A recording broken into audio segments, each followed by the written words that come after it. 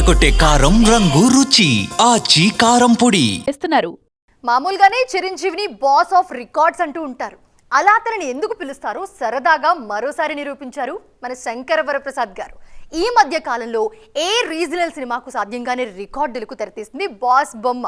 15 రోజుల్లో ఎన్నో all time రికార్డులు సెట్ చేసి పడేసింది అంతే. మరి అవన్నీ ఒక్కసారి అలా చూసొద్దాం రండి. అనౌన్స్మెంట్ నుంచే శంకర వరప్రసాద్ అద్భుతాలు మొదలయ్యాయి.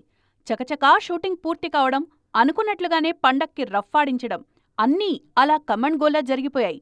తోడుగా అనిల్ రావిపూడి ఉండడంతో ప్రీమియర్స్ నుంచే తన బ్యాటింగ్ షురూ చేశారు మెగాస్టార్. $1.5 మిలియన్ సీనియర్లలో కొత్త రికార్డ్ సెట్ చేశారు చిరంజీవి. మొదట్నుంచే రికార్డుల వేట మొదలుపెట్టిన బాస్ ఆ తర్వాత అస్సలు ఆగలేదు. బుక్ మై షోలో 3.6 మిలియన్ టికెట్స్ బుకింగ్స్తో మరే రీజనల్ సినిమాకు సాధ్యం కాని రికార్డ్ సెట్ చేశారు.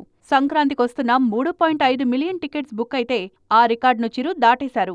దానికి ముందు అలవైకుంఠపురంలో సినిమా రికార్డును సంక్రాంతికొస్తున్నాం దాటేసింది. 6 రోజుల్లోనే బ్రేక్ ఈవెన్ అయిపోయి అన్ని ఏరియాల్లో సేఫ్ జోన్కొచ్చేసింది మన శంకర వరప్రసాద్ గారు.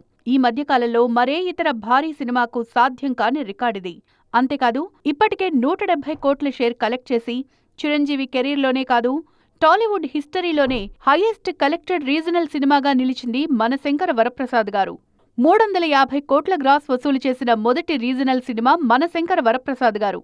ఇక నార్త్ అమెరికాలో 3.5 మిలియన్ వసూళ్లతో చిరు, అనిల్ ఇద్దరికీ టాప్ గ్రాసర్గా నిలిచింది. చాన్నాళ్ల తర్వాత 50 కోట్లకు పైగా లాభాలు తెచ్చిన పెద్ద సినిమా ఇదే. అంతేకాదు, విడుదలైన 5, 7, 14వ రోజు ఇండస్ట్రీ రికార్డ్ కలెక్షన్స్ తెచ్చింది శంకర వరప్రసాద్. ఫుల్ రన్లో ఇంకెన్ని రికార్డులు కొల్లగొడుతుందో చూడాలిక.